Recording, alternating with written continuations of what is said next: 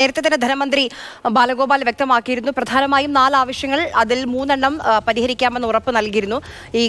ഇവരുടെയൊക്കെ ഏറ്റവും വേണ്ടത് വേതന വർധനവാണ്. അതുമായി ബന്ധപ്പെട്ട് എങ്ങനെയായിരിക്കും ഇനി തുടർ ചർച്ചകൾ?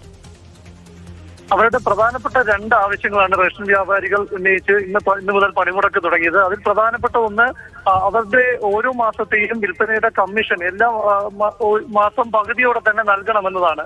അപ്പോൾ 15-ാം തീയതിക്ക് അകത്ത് തന്നെ ഈ കമ്മീഷൻ നൽകുന്നതിന് തീരുമാനമുണ്ടാകണം എന്ന ആവശ്യം ഇന്ന് ഉച്ചയ്ക്ക് ചേർന്ന യോഗത്തിൽ, ഭക്ഷ്യമന്ത്രി വിളിച്ച യോഗത്തിൽ റേഷൻ വ്യാപാരികളുടെ 5 സംഘടനകൾ ഉന്നയിച്ചു. ആ ആവശ്യം അംഗീകരിച്ചു. ഇതോടെ തന്നെ അവരുടെ ആ ആവശ്യം അംഗീകരിക്കപ്പെട്ടു.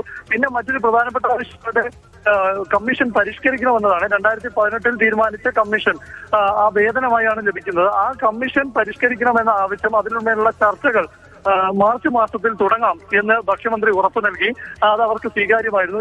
ഏപ്രിൽ മാസത്തോടെ പരിഷ്കരിച്ച കമ്മീഷൻ നടപ്പാക്കണം എന്ന ആവശ്യം അവർ മുന്നോട്ട് വെച്ചിട്ടുണ്ട്. ഏതായാലും മാർച്ച് മാസത്തിൽ ചർച്ച തുടങ്ങുമ്പോൾ ഏത് തരത്തിലെല്ലാം കമ്മീഷനിൽ വർധന വേണം തുടങ്ങിയ ആവശ്യങ്ങൾ ചർച്ച ചെയ്ത ശേഷം എത്രയും വേഗത്തിൽ തന്നെ കമ്മീഷൻ പരിഷ്കരണം നടപ്പാക്കുമെന്ന് ഭക്ഷ്യമന്ത്രി ഉറപ്പു നൽകി. ഇതിന്റെ അടിസ്ഥാനത്തിലാണ് ആദ്യം 3 സംഘടനകൾ, CPI സംഘടന അടക്കം, AGC അടക്കം സമരത്തിൽ നിന്ന് പിന്മാറിയത്. പിന്നെ പ്രബലമായ 2 സംഘടനകൾ കൂടി അവർ സമരത്തിൽ നിന്ന്, പണിമുടക്കിൽ നിന്ന് പിന്മാറുന്നതായി അറിയിക്കുകയും ചെയ്തു. ഇതോടെ തന്നെ റേഷൻ വ്യാപാരികൾ ഇന്നു മുതൽ ആരംഭിച്ച പണിമുടക്ക് സമരം അവസാനിച്ചിരിക്കുന്നു. അടുത്ത മാസം മുതൽ റേഷൻ വിതരണം തടസ്സമുണ്ടാകും എന്ന വലിയ ആശങ്ക, സാധാരണക്കാരുടെ ആശങ്ക, ആ പ്രശ്നത്തിന് പരിഹാരമായിരിക്കുന്നു.